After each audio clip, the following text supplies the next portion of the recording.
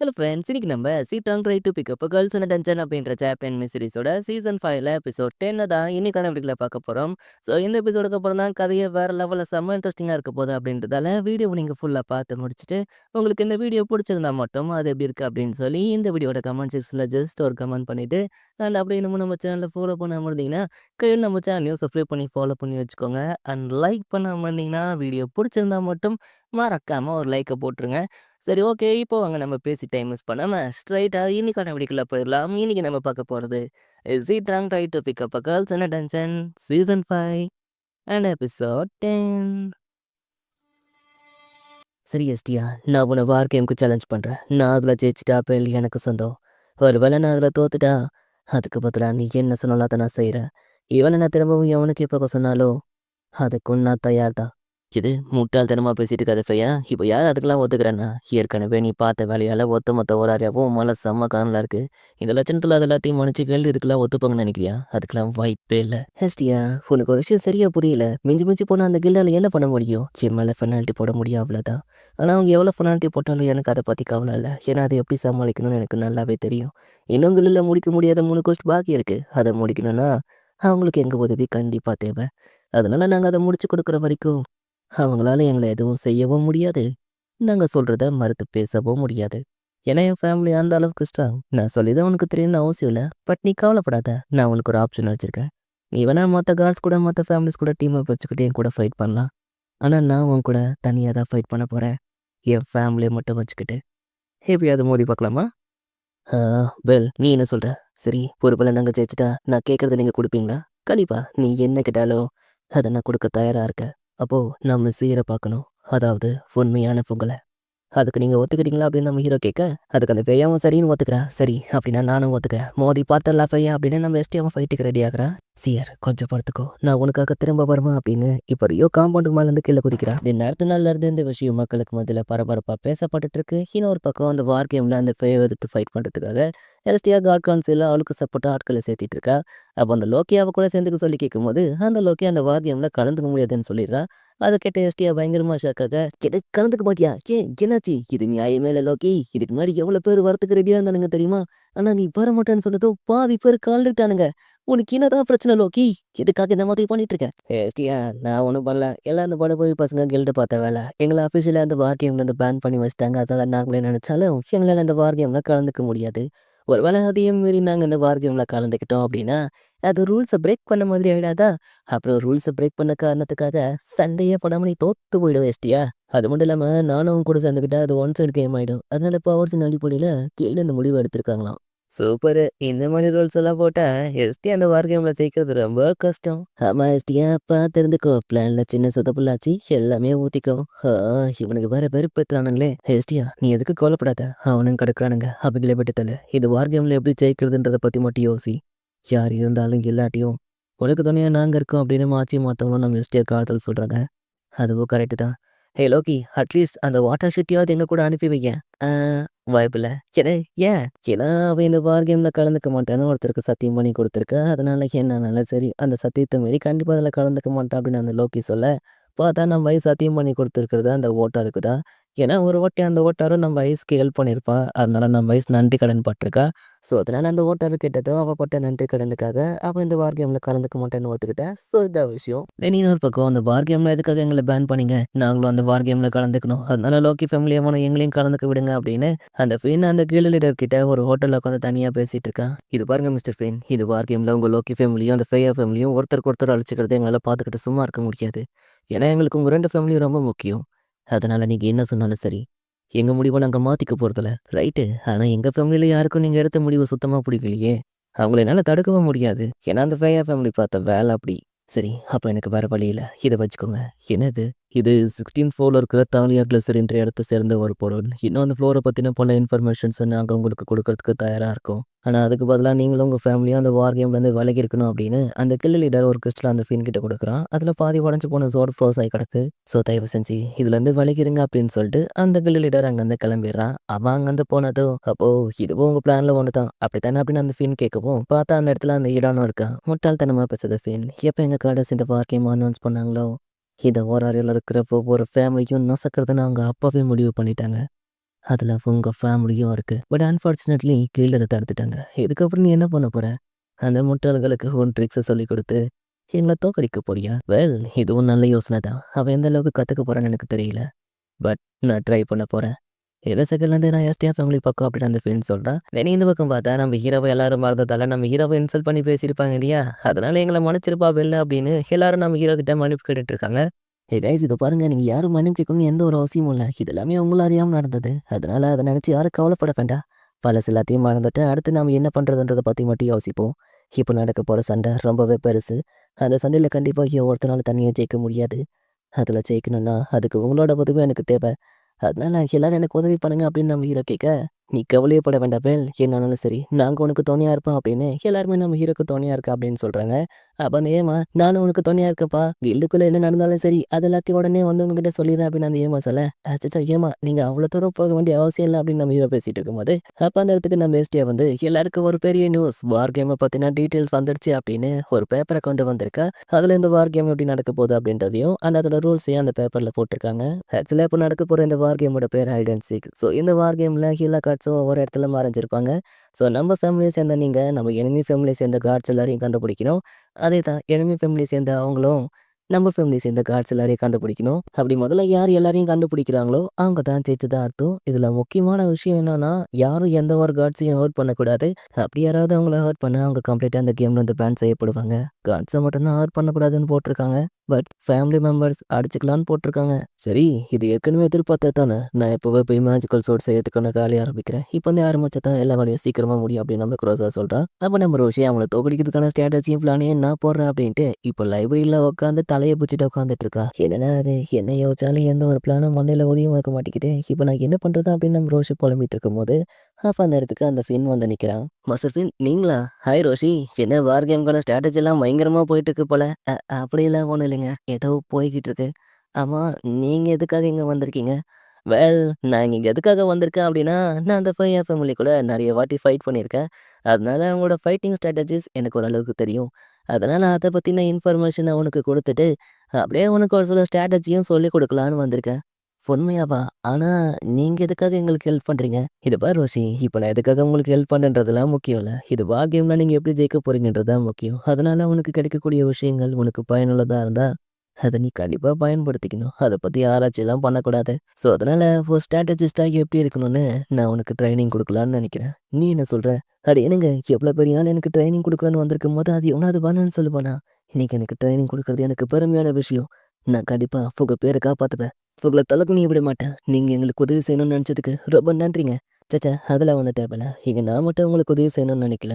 இன்னும் சிட்டிக்குள்ள நிறைய பேர் உங்களுக்கு உதவி செய்ய காத்துக்கிட்டு இருக்காங்க அப்படின்னு அந்த ஃபீல் சொல்கிறேன். தென் அப்படியே இந்த பக்கம் பார்த்தா நம்ம ஐஸ் கூட சுற்றிட்டு இருந்த அந்த 2 பொண்ணுங்களும் நம்ம ஹீரோக்கு ட்ரைனிங் கொடுக்கலான்னு வந்திருக்காங்க. இனிமேல் ட்ரைனிங் ஆரம்பிக்கலாமா? கண்டிப்பா ரொம்ப தேங்க்ஸுங்க அப்படின்னு ஒரு பக்கம் ட்ரைனிங் போக, இந்த பக்கம் 5 ஸ்டார்ஸ் கேப்டன் கிட்ட நம்ம அவங்களுக்கு ஒரு நல்ல பேக்கப்பாக இருக்கணும் அப்படின்னு பேசிட்டு இருக்கா. கண்டிப்பா இருப்போம். அது மட்டும் இல்லை, நானும் என் ஆயுதமும் அந்த ஃபேயா ஃபேமிலியாக போகிறதுக்கிட்ட காத்துக்கிட்டு இருக்கோம். நானும் அதுக்காக தான்டா காத்துட்டு இருக்கேன். நம்மள அசிங்கப்படுத்தின அந்த ஃபேமிலியாவ சும்மாவே விடக்கூடாது. நம்ம அந்த எஸ்டே ஃபேமிலிக்கு சப்போர்ட் பண்ணுறோம். அந்த ஃபேமிலியாவ தோற்கடிக்கிறோம். அது மட்டும் இல்லாமல் இது ஒட்டுமொத்த உலகத்தோட கண்ணும் இது போர் மேலே தான் இருக்கு. இது நமக்கு கிடைச்ச பெரிய வாய்ப்பு. இதை நம்ம பயன்படுத்திக்கிட்டு இந்த உலகத்துக்கு நம்ம யாருன்றதை காட்டுவோம். என்ன சொல்றீங்க? கண்டிப்பா எனக்கு என்னமோ உனக்கு அந்த பயமால சாஃப்ட் கார்னர் வந்துச்சுன்னு நினைக்கிறேன் அப்படின்னு அவனுங்க கிண்டல் பண்ண, சாச்சா அப்படிலாம் ஒன்றும் இல்லை அப்படின்னு அவன் திருப்பிக்கிறான். தென் இப்போ நம்ம கணேஷா ஃபேமிலி சேர்ந்தவங்களை காட்டுறாங்க. ஆக்சுவலாக அவங்க இந்த வார் கேமில் கலந்துக்க படத்தில், ஆனால் இந்த வார் கேம் ஆர்கனைஸ் பண்ண போகிறது இவங்க தான். இந்த வார் கேமில் யாரெல்லாம் ரூல்ஸை ஃபாலோ பண்ணி நடக்கிறாங்க நடக்கல அப்படின்றத இவங்க தான் கண்காணிக்க போகிறாங்க. அப்படியே இந்த பக்கம் பார்த்தா அந்த கார்ட் கவுன்சிலை நம்ம வெஸ்டியாவை கிண்டல் பண்ணி பேசியிருப்பாங்க இல்லையா, அவங்க 2 பேரும் நம்ம டக்கா வச்சுக்கிட்டு உட்காந்து பேசிட்டு இருக்காங்க. ஆக்சுவலாக அவங்க 2 பேரும் நம்ம வெஸ்டியாவுக்கு ஹெல்ப் பண்ணலாம் தான் நினச்சிருப்பாங்க. ஆனால் அவங்க ஃபேமிலியை சேர்ந்த ஆட்களே அவங்க பச்சை கேட்காம எதிரி ஃபேமிலியான அந்த ஃபேமிலிக்கு சப்போர்ட் பண்ண போயிட்டாங்க. இவங்களால என்ன பண்ணாலும் அவங்கள தடுக்க முடியல அப்படின்னா அவங்க 2 பேரும் செம கடுப்பாக புலம்பிட்டு இருக்காங்க. இன்னொரு பக்கம் நாளுக்கு நாள் எஸ்டியா ஃபேமிலிக்கான சப்போர்ட் அதிகமாயிட்டே இருக்கு. இப்படியே போச்சுன்னா அவங்க ஜெயிக்கிறதுக்கு நிறைய வாய்ப்பு இருக்கு அப்படின்னு கீழே அந்த ஏமாவும் இன்னொரு பொண்ணும் பேசிக்கிட்டு இருக்காங்க. அதுக்கெல்லாம் வாய்ப்பே இல்லை. என்னதான் ஆட்கள் அதிகமாக இருந்தாலும் லோக்கி ஃபேமிலியோட சப்போர்ட் இல்லாமல் அவங்களால கண்டிப்பாக இந்த வார் கேமில் ஜெயிக்க முடியாது. இதில் இன்னொரு பிரச்சனை என்னன்னா, இதில் நம்மளாலையும் வேறு இந்த வார் கேமில் கலந்துக்க முடியாது. ஏன்னா அவங்க நம்மளையும் பேன் பண்ணி வச்சுருக்காங்க. அதனால தான் நான் அவங்கள அதில் கலந்துக்க வேண்டான்னு சொன்னேன். இது உனக்கு பிடிக்குதுன்னு எனக்கு தெரியும் ஆஸ்பி. பட் இதை தவிர நமக்கு வேறு வழி இல்லை. எனக்கு புரியுது மாஸ்டர் எர்மிஸ். ஆனால் எனக்கு இந்த முடிவு சுத்தமாக பிடிக்கல. நீங்கள் வேணா எங்களை தடுத்துருக்கலாம். ஆனா இன்னைக்கு என்ன பண்ணாலும் ஆயிஷா அந்த வார் கேமில் கலந்துக்கிறத மட்டும் உங்களால் தடுக்கவே முடியாது. இல்லை, நான் அவளை தடுக்கலாம் போகிறதில்ல. ஏன்னா கில்டுக்குள்ள அவள் வேற ஒரு பார்ட்டியை சேர்ந்தவ மாதிரி தான் பதிவாயிருக்கு. அதனால அவள் அந்த வார் கேமில் கலந்துக்கிறதுல எந்த ஒரு பிரச்சனையும் இல்லை. ஸோ அவள் தாராளமாக அந்த வார் கேமில் கலந்துக்கட்டும். வேற ஏதாவது முக்கியமான விஷயம் இருக்கா?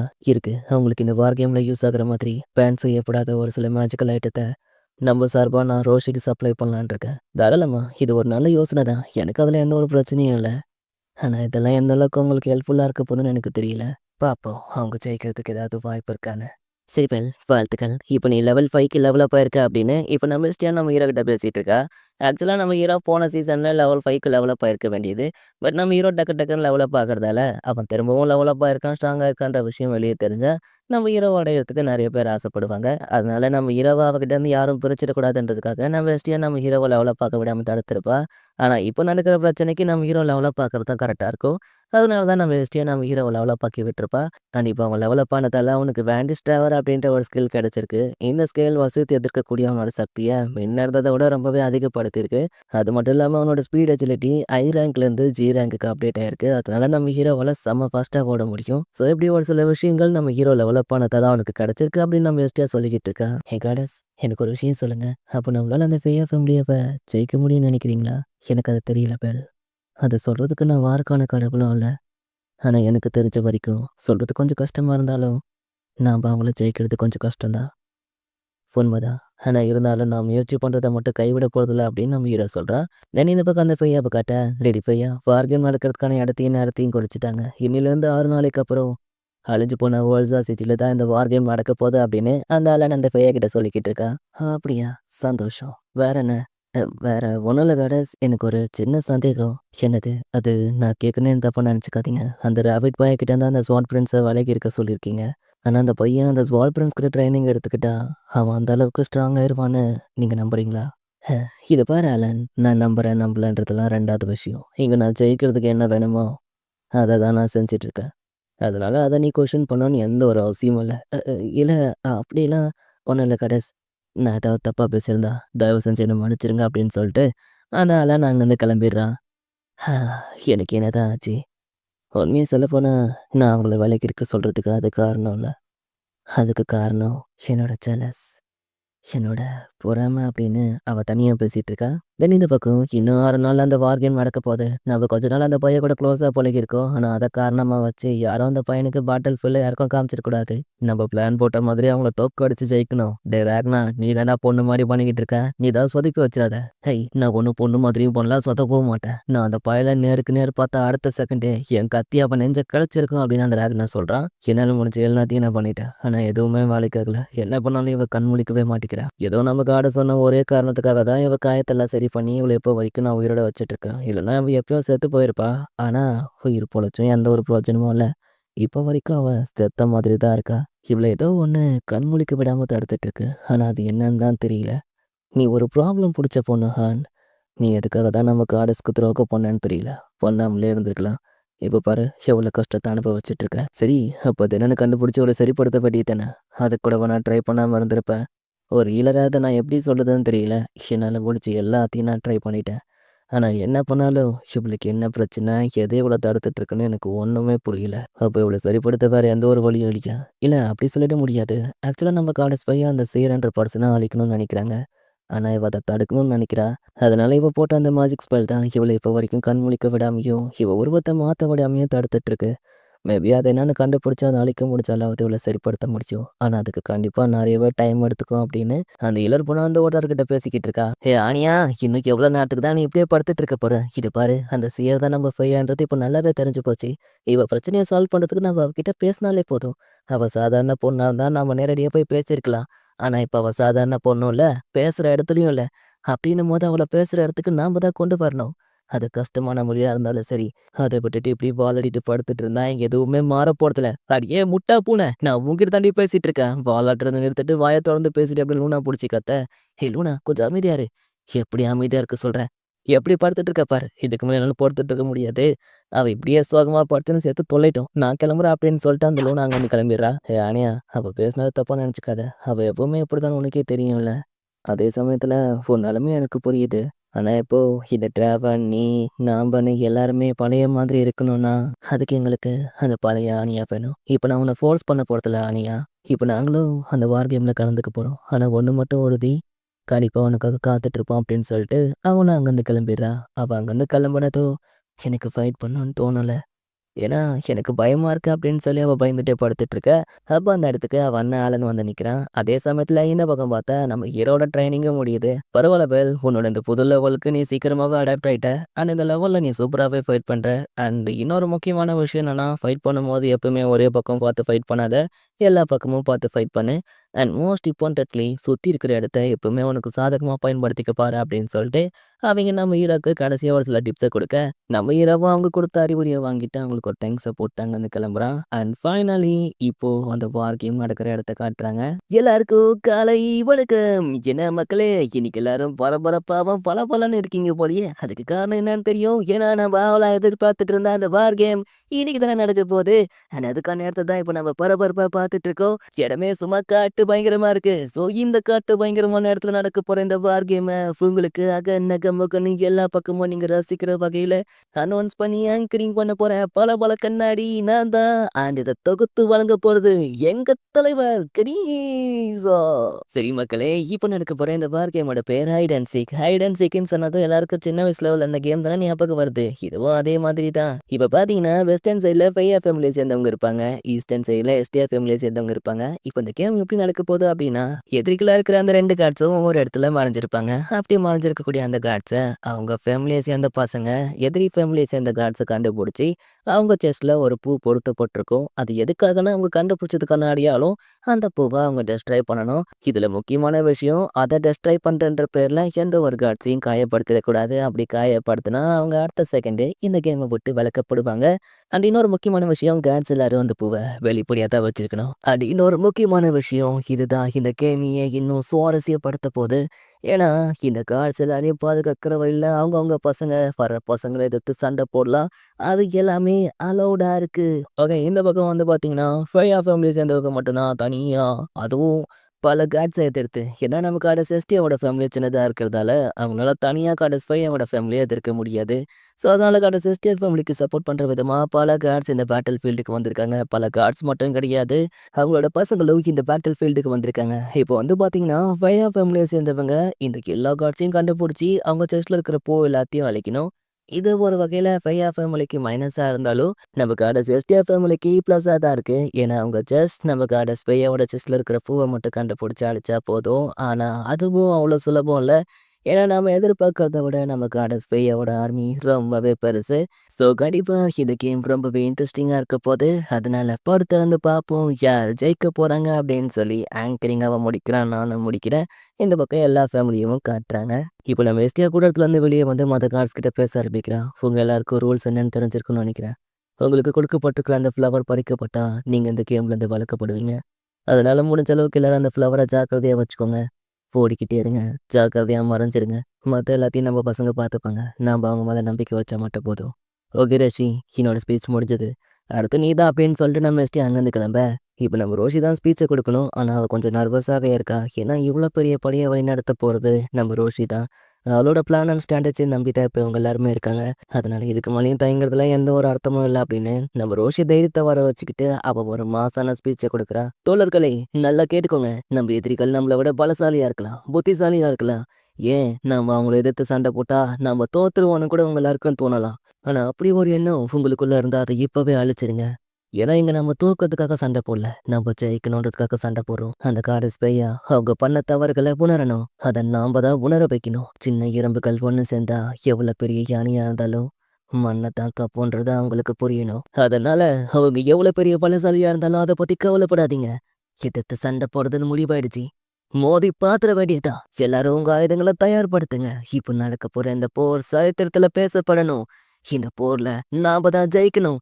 "நம்ம ஜெயிப்போமா?" அப்படின்னு நம்ம ரோஷி கத்த, "கண்டிப்பா நம்ம ஜெயிப்போம்" அப்படின்னு எல்லாருமே கத்துறாங்க.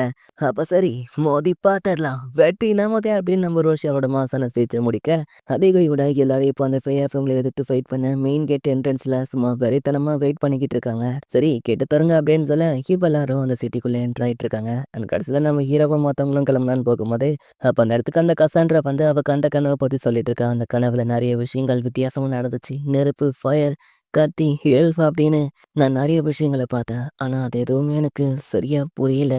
எத சொல்ல வருதுன்னு எனக்கு தெரியல. ஆனா எனக்கு தெரிஞ்ச வரைக்கும் இப்போதைக்கு இந்த காத்தோட திசை நம்ம பக்கம் இருக்கு அப்படின்னு சொல்லி அந்த கசாண்ட்ரா சொல்றா. எது காத்தோட திசையா அப்படின்னு நம்ம ஹீரோ புரியாத மாரி பார்க்குறான். இன்னொரு பக்கம் அந்த ஓட்டறவங்க ஃப்ளவர் வந்துருச்சு அப்படின்னு சொல்லிட்டு அந்த ஃபேக்காக குடுக்கப்பட்ட அந்த ஃப்ளவர அந்த ஃபேயா கிட்ட குடுக்குறான். வாவ்! உண்மையிலேயே இந்த ஃப்ளவர் நல்லா தான் இருக்கு. சரி ஓட்டாரு, இந்த சண்டையில நீ தான் ஜெயிக்கணும். அந்த பெல்ட் எனக்கு சொந்தமாக்கணும் அப்படின்னு சொல்லி அந்த பேய் அந்த ஓட்டார்கிட்ட சொல்ல, அந்த ஓட்டாரமும் கண்டிப்பா அப்படின்னு சொல்றா. இப்ப 2 பக்கமும் இந்த வார் கேமுக்கு தயாரா இருக்காங்க. ஸோ இந்த மொமெண்ட்ல இந்த எபிசோட் இதோட முடியுது. ஆல்ரைட் காய்ஸ், உங்களுக்கு இந்த எபிசோட் பிடிச்சிருக்கும்னு நினைக்கிறேன். ஸோ உங்களுக்கு இந்த எபிசோட் பிடிச்சிருந்தா அது எப்படி இருக்கு அப்படின்னு சொல்லி இந்த வீடியோட கமெண்ட் செக்ஷன்ல ஜஸ்ட் ஒரு கமெண்ட் பண்ணிட்டு அண்ட் அப்படியே இன்னும் நம்ம சேனலை ஃபாலோ பண்ணாம இருந்தீங்கன்னா கையோட நம்ம சேனலையும் சப்ஸ்கிரைப் பண்ணி ஃபாலோ பண்ணி வச்சுக்கோங்க. அண்ட் நான் மறுபடியும் உங்களை இன்னொரு எபிசோட்ல பார்க்குறேன். அது வரைக்கும் take care, bye bye. And உங்களுக்கு வேறு எதனா டவுட் இருந்தால் அதையும் மறக்காம கமெண்ட் பண்ணிடுங்க. அண்ட் லைக் போட மறந்துடாதீங்க. பாய்.